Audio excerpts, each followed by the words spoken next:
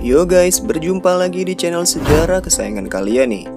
Di video kali ini kita bakalan membahas mengenai penjelajahan Portugis mencapai Kepulauan Nusantara demi mendapatkan rempah-rempah. Portugis merupakan bangsa Eropa pertama yang menginjakan kaki di Nusantara.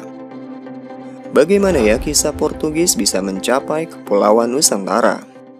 Untuk membuka jalur perdagangan dan mendapatkan rempah-rempah, Portugis harus menempuh jarak puluhan ribu kilometer guys.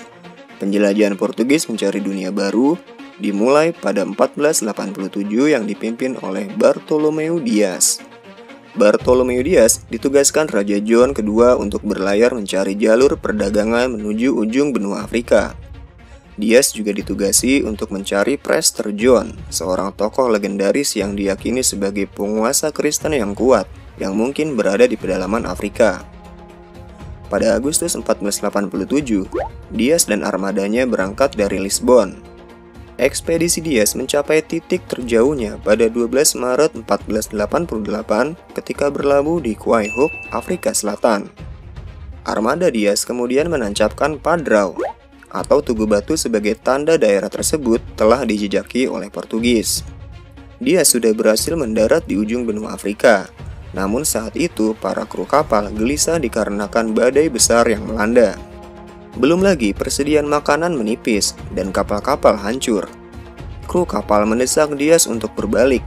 Akhirnya armada Portugis tersebut memilih kembali ke Portugal. Pada Mei 1488, saat perjalanan pulang, armada Bartolomeu Dias singgah di sebuah tanjung. Dias awalnya menamakan daerah tersebut dengan nama Tanjung Badai. Namun Raja John kedua kemudian menamakannya Tanjung Harapan, karena daerah tersebut membuka harapan terbukanya rute ke dunia timur. Dias dan armadanya kemudian tiba di Lisbon pada Desember 1488 setelah perjalanan selama 16 bulan.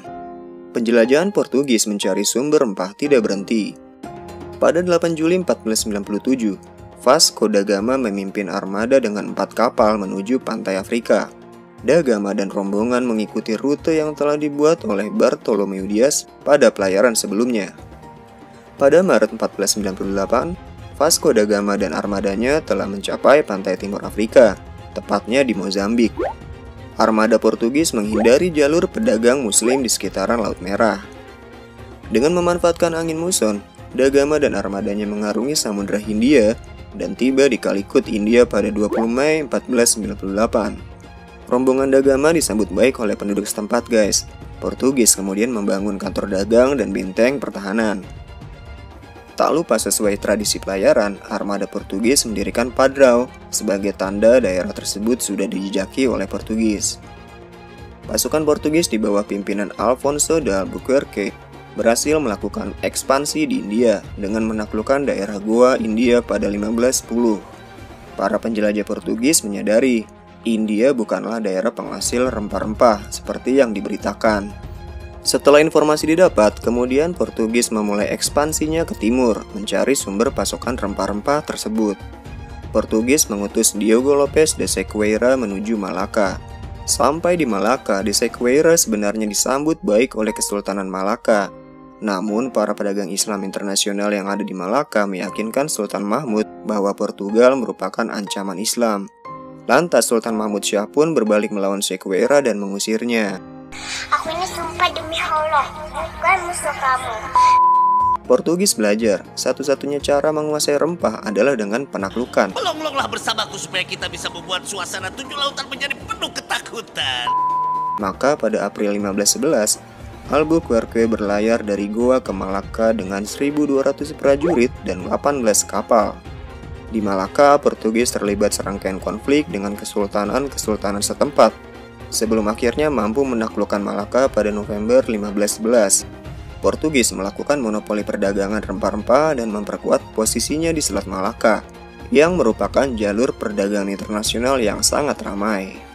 Setelah penaklukan Malaka, Portugis memperluas ekspansinya ke timur Kepulauan Nusantara, menuju Kepulauan Maluku yang terkenal di seantero Eropa. Menurut informasi pedagang di Malaka, Kepulauan Maluku merupakan sumber komoditas rempah yang banyak diperjualbelikan di pasar Malaka hingga Eropa.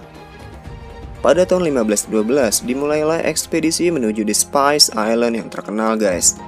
Ekspedisi Maluku dipimpin oleh Antonio de Abreu, didampingi oleh salah satu kapten kapal yaitu Francisco Serrao. Armada Portugis disambut dengan baik oleh penduduk dan Sultan Ternate. Adapun penyambutan Portugis dilatar belakangi karena Portugis membeli rempah-rempah dengan nilai di atas harga normal. Selain itu, armada Portugis memiliki kekuatan militer yang kuat, sehingga menjadi sekutu Ternate yang saat itu sedang berkonflik dengan Kesultanan Tidore. Nah guys, demikianlah pembahasan mengenai penjelajahan samudera yang dilakukan oleh Portugis hingga sampai ke Kepulauan Nusantara. Semoga bermanfaat ya bagi kalian. Di video berikutnya akan kami bahas mengenai monopoli Portugis di Nusantara. Pantengin terus ya notifikasi dari Historik Indonesia. Akhir kata, salam jas merah.